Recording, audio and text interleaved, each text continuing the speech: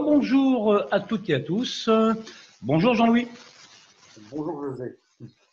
Donc nous voici une nouvelle fois réunis pour le sommaire de LDLM, donc le sommaire 433. Et donc on va y trouver, je crois, dans ce prochain numéro, je dirais un sommaire assez riche et varié, comme nous allons voir un petit peu plus loin. D'ailleurs, Jean-Louis, je crois que le premier article est de Monsieur Jean Sider dans les disparitions mystérieuses. C'est ça, Jean-Louis? Oui, c'est tout à fait ça. Donc, c'est Jean Sider, un habitué en article dans LDLN, donc qui nous parle de choses qui se sont produites aussi bien sur Terre dans la première partie, qui a eu lieu dans le 432, que là, dans le 433, on est en deuxième partie et ça se cantonne plus à ce qui se passe en mer. Donc, il fait certaines approches par rapport à des études scientifiques qui ont été faites par d'autres. Et il nous présente quelques cas qui sont vraiment, vraiment mystérieux, qui ne sont toujours pas résolus d'ailleurs, et qui sont toujours en cours, pour faire court. Hein, c'est le cas de dire. Et dans ses conclusions, il fait part des conclusions aussi qu'a eu M. Quasar et le fameux M. Charlefort. Oui, le Charlefort du livre des damnés, c'est ça. Tout à fait. Tout à fait. Donc oui, effectivement, un article extrêmement intéressant. Et c'est vrai que disparition mystérieuse. Donc lui, sans aller trop loin dans son article, donc ce sont des disparitions mystérieuses. Je crois savoir aussi là encore du côté du triangle des Bermudes, notamment. Entre autres, il parle du triangle des Bermudes, tout à fait, et il parle d'autres endroits dans le monde où il se passe des choses assez étranges. Mais c'est vrai que les gens connaissent beaucoup plus l'histoire du triangle des Bermudes que d'autres disparitions qui ont eu lieu un peu partout dans le monde. Donc la deuxième rubrique, Jean-Louis, je crois savoir, donc c'est les conseils de lecture. Donc j'imagine des ouvrages que tu affectionnes là encore, Jean-Louis. Oui, des ouvrages qu'on m'a conseillés d'ailleurs, puisque c'est Alexandre Richer qui m'en a conseillé deux, et qui d'ailleurs en conseille deux à nos lecteurs. Le premier, c'est Les enfants de Roswell, qui parle en fin de compte des menaces qu'ont subies les enfants dont les témoins étaient les parents, ou les enfants qui ont pu assister jeunes à ce fameux crash qui a dû avoir lieu du côté de Roswell, puisqu'on peut toujours dire qui a dû, puisqu'on n'a toujours pas de preuves réelles. Néanmoins, il s'avère qu'il s'est réellement passé quelque chose de très très très grave au niveau de Roswell. Et je peux conseiller le petit livre qui est ici, donc Les enfants de Roswell, qui est écrit par Thomas G. Carey. Alors je suis désolé, moi, mon anglais, ça fait deux. Et Donald R. Smith. Hein. Moi, j'ai trouvé qu'il était super intéressant comme livre. Parce qu'il y a pas mal de témoignages d'enfants et de gens qui ont subi des menaces par les militaires. Le deuxième livre que nous propose aussi Alexandre Richer, c'est Une marche parmi nous, de David Jacobs, très connu, qui d'ailleurs a actuellement été en France et a fait quelques conférences, dont une chez OVNI Paris. Et donc voici le livre, Une marche parmi nous. Et David Jacob a une thèse sur l'histoire des hybrides et des gens qui sont enlevés et qui seraient enlevés pour éduquer les hybrides afin de vivre sur Terre et éventuellement peut-être nous remplacer. Donc voilà, c'est une grosse thèse. Le troisième livre, là, celui-ci, je pensais l'avoir dans les prochains jours, mais la poste étant escalée, et c'est Les ovnis en Pologne. Et je voulais savoir ce qui se passait dans les pays de l'Est un peu aussi, par rapport à rebondir par rapport à d'autres livres qui se passent dans les pays de l'Est. Mais je n'ai pas pu le lire actuellement, donc on m'a conseillé cette lecture aussi. Donc je peux que la conseiller parce que les gens en général se trompent très peu. Bien sûr, et c'est vrai que là, pour répondre à ça, Jean-Louis, les pays de l'Est, notamment aussi la Russie, et c'est vrai que ce sont, moi par exemple sur mon groupe Facebook, c'est vrai que je poste régulièrement, je dirais pratiquement au jour le jour, je dirais des phénomènes plus ou moins insolites qui me sont envoyés d'ailleurs beaucoup de Pologne aussi. C'est vrai que la Pologne n'est pas du tout avare d'ailleurs comme partout dans le monde, j'allais dire, mais c'est vrai que les pays de l'Est, c'est nos petits voisins et c'est vrai que c'est toujours bien de voir un peu ce que d'autres ufologues font là aussi encore. Pas tout recentrer non plus en France, hein. C'est vrai, Jean-Louis. C'est clair, tout à fait clair.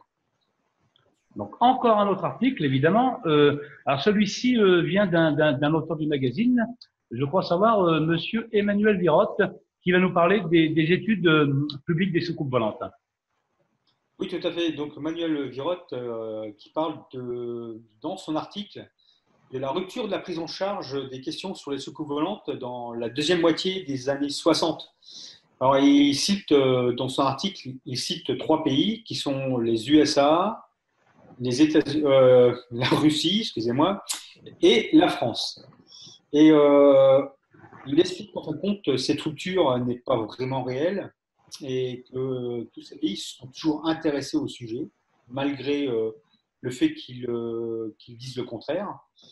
Et aussi, au sein de cet article, il nous présente dans un catalogue, c'est un catalogue chronologique des événements lunaires, qui a référencé 579 bizarreries qui sont répertoriées donc, dans un catalogue. Et il nous présente aussi dans cet article la présence supposée de structures sur la Lune. Alors, son article est un peu fouillé. Il mériterait, Emmanuel Virotte te le dit aussi, hein, à être un peu plus approfondi. Mais pour ça, il faudrait faire un sujet très très long. Il faudrait presque faire des hors-séries pour avoir plus de détails. C'est une information et ça éveillera peut-être la curiosité de certains lecteurs. Bien sûr, ça va être. Je vais le lire.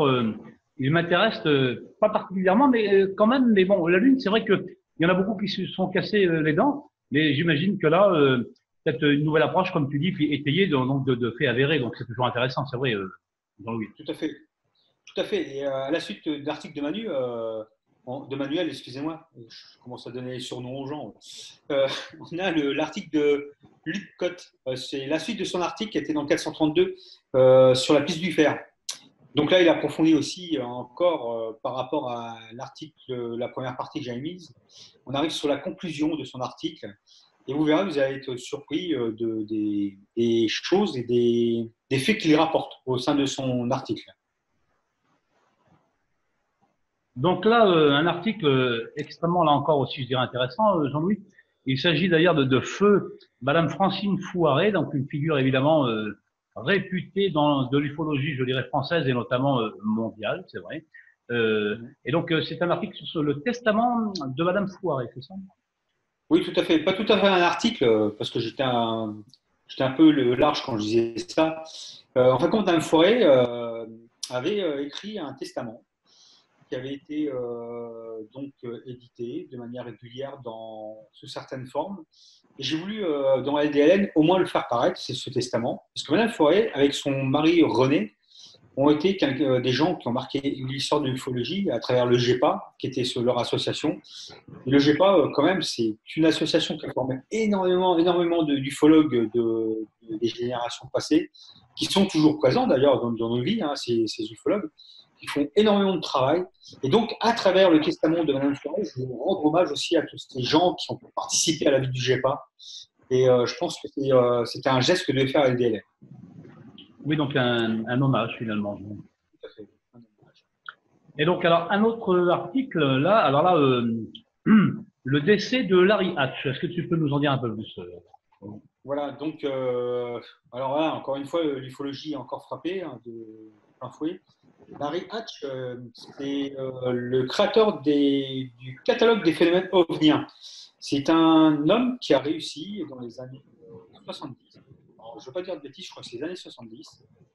Avec les peu de moyens qu'on avait à l'époque avec les ordinateurs, hein, qui avaient moins de mémoire que nos montres maintenant, à faire en sorte de cataloguer, de répertorier et de faire ce qu'on appelle un peu des tableaux croisés maintenant sur les phénomènes, afin de ressortir des faits et d'être un peu plus concluant dans les recherches qu'on effectuait à cette époque.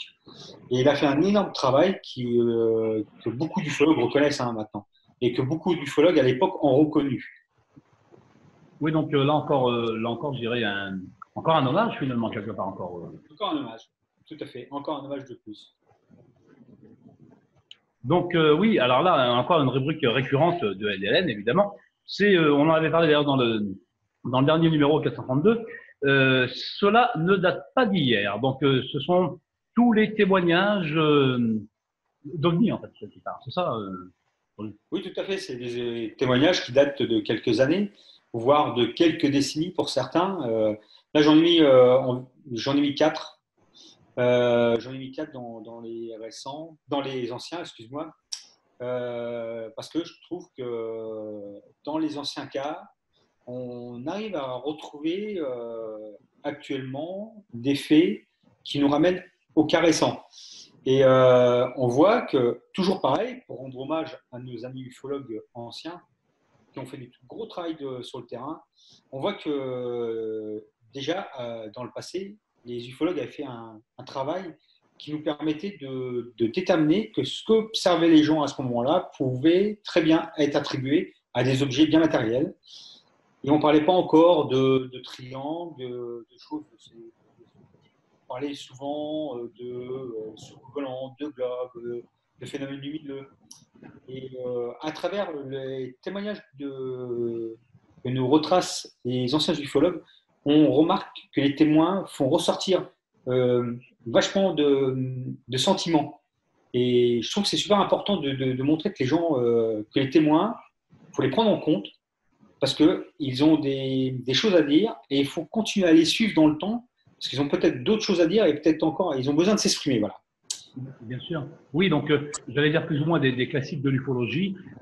D'ailleurs, un classique comme porte bien son nom, c'est quand même une base de travail et c'est vrai qu'il faut s'en servir avec j'allais dire, nos outils et nos connaissances actuelles, évidemment, Jean-Louis. Et en même temps, pour répondre modestement, je veux dire, à ta question, c'est vrai que je suis depuis quand même pas mal d'années déjà des gens plus ou moins abductés. C'est vrai, j'ai la chance, bon, ces personnes m'ont fait confiance finalement. Et c'est vrai que ce n'est pas un phénomène qui s'arrête à l'observation d'un ovni ou un peu plus loin. C'est vrai que c'est récurrent dans le temps. Je peux confirmer aussi de mon côté. C'est vrai. C'est ça, c'est récurrent. Et nous, en tant qu'ufologue, on ne doit pas mettre à côté de la plaque. On doit écouter les gens et on doit s'obliger, quelque part, à prendre des nouvelles de ces gens après. Voir s'il n'y a pas eu d'évolution, s'ils n'ont pas d'autres questions. On doit rester ouvert et on doit rester disponible. C'est ce qui est important. Et dans certains témoignages, vous verrez des cas anciens, si vous lisez LDLN 433, vous verrez que d'autres gens, on a un cas où la personne a 6 fois de suite vu des choses au fur et à mesure des années. Et on peut s'interroger sur des témoins multiples comme ça. Donc encore une rubrique récurrente, toujours récurrente dans LDLN, Jean-Louis. La fameuse rubrique témoignages récents.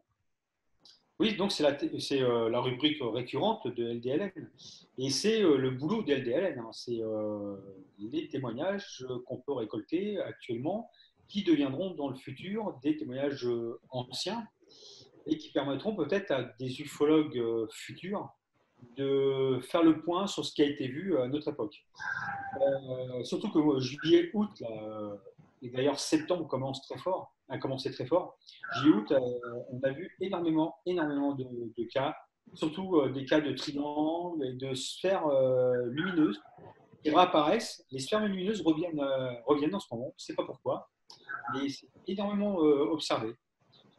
Tout comme les triangles qui reviennent en force, on ne sait pas ce qui se passe encore. Mais je peux te dire qu'il y a beaucoup de témoins. Et malheureusement, on doit en louper énormément des témoignages. Oui, et c'est vrai que là, tu dis une chose intéressante, et c'est vrai que je l'ai constaté moi aussi de mon côté, c'est-à-dire que vraiment les sphères en force, mais ça fait déjà quelques années, mais là pour le mois de septembre, c'est vrai que depuis début septembre, des triangles aussi, notamment aux États-Unis, pas mal en ce moment aussi, mais les sphères luminescentes, d'ailleurs, j'avais vu un témoignage il n'y a pas très longtemps, je crois que c'était la semaine dernière, sur une sphère verte, on va dire, qui a traversé le ciel déterminé en Champagne, mais pas que, puisque après, par recoupement, j'ai pu voir qu'en fait, cette sphère a traversé et on l'a vu encore ailleurs, un petit peu plus loin dans nos départements. Donc, récurrent, et c'est vrai que on n'est plus du tout dans les années 40 où c'était des soucoupes volantes. D'ailleurs, les soucoupes volantes, on en observe, mais je dirais beaucoup moins qu'avant. Et en plus, malheureusement, il faut qu'on le dise ici quand même à un moment donné, Jean-Louis, malheureusement, avec les drones, il y a tellement de petits plaisantins qui habillent leurs drones en soucoupe volante et qui les prennent de loin en photo que maintenant ça devient un petit peu dangereux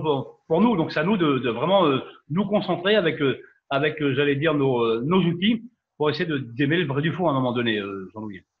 C'est ça, c'est ça. Il faut qu'on prenne les données et grâce aux données, on peut écarter pas mal de loufoques et on peut écarter pas mal de choses qui veulent nous faire passer pour des idiots. Hein. tout comme d'autres choses qui sont passées ailleurs et qui actuellement créent le buzz un peu sur Internet. Donc, nous arrivons au terme, là encore, de cette émission sur le sommaire de LDLN 433. Donc, je tenais à te remercier une fois encore, Jean-Louis, de nous l'avoir exposé. C'est vrai, c'est important, puisque, et en plus, là, dans ce petit échange, dans ce petit débat que nous avons eu encore par rapport à ce numéro, et par rapport, je dirais, aux auteurs et aux articles qu'on va pouvoir y trouver à l'intérieur, pardon, eh bien, c'est vrai, un numéro extrêmement riche, et là, je me répète, mais vraiment intéressant, parce que là, tu abordes vraiment des sujets, là, des sujets vraiment extrêmement divers et variés, mais qui sont, pour moi, de ce que j'en vois dans le sommaire, extrêmement complémentaires, là encore, Jean-Louis. Oui, tout à fait, ouais, tout est complémentaire. Et comme je disais juste avant, les pages de LDLN sont ouvertes à tout le monde, à toutes les hypothèses. Et je tiens à te remercier surtout de nous accueillir, parce que je parle au nom de la petite équipe que nous sommes de LDLN, à qui d'ailleurs je profite de la vidéo pour les remercier, aussi bien les correcteurs que notre graphiste, que les gens qui nous font plein de petits signes comme ça à travers la revue. Et je tiens à te remercier pour les petites vidéos que tu fais à chaque fois qu'on sort un numéro. Et forcément, on va se revoir pour le 434 qui sera j'espère, encore plus riche et peut-être plein de surprises. Eh bien, c'est tout le mal que je te souhaite, cher ami, mais finalement, non, je n'ai aucun souci de ce côté-là, puisque c'est vrai que pour répondre un petit peu et essayer d'aussi d'avancer de ce côté-là, non, c'est moi honnêtement qui te remercie de m'avoir fait confiance à moi et mon équipe, c'est vrai, et d'une, et de deux, non. J'ai aucun doute pour le prochain numéro. Honnêtement, le numéro qu'on a fait au tout début, le 432, et celui qu'on vient de réaliser, 433, est extrêmement intéressant, cher ami. Donc, pas de doute là-dessus. Donc, j'invite d'ailleurs à nos auditeurs, auditrices, pardon, de s'abonner à la revue. Ça, c'est clair et net. Hein, je le dis parce que c'est pas parce que tu gagnes des milliers et des cents. Et comme moi, t'es pas un homme qui gagne de l'argent sur l'ufologie. On est bien d'accord, hein, Jean-Louis. Faut le dire à un moment donné. Hein. C'est vrai. On est des passionnés. Ouais. Mais là où j'insiste, c'est justement pour que cette revue perdure. C'est la première revue, on va dire, une des plus vieilles revues ufologiques françaises. Eh bien, avec ce que tu fais et avec ces articles que tu viens de nous énumérer, pardon, je veux dire, elle n'est pas prête de mourir. Elle est pas prête de mourir. Et pour ça, eh bien, il faut s'abonner, les amis. C'est comme ça. C'est la vie. C'est le nerf de la guerre, malheureusement. C'est vrai, Jean-Louis. Tout à fait, tout à fait. Et puis, LDLN ne vit que pas à travers ses abonnés. Donc, elle vit déjà assez difficilement. Elle résiste. Voilà. Donc, je te dis à très, très bientôt pour le prochain numéro, Jean-Louis. Donc, et au revoir. Au revoir, Jean-Louis. Au revoir, José. Ciao.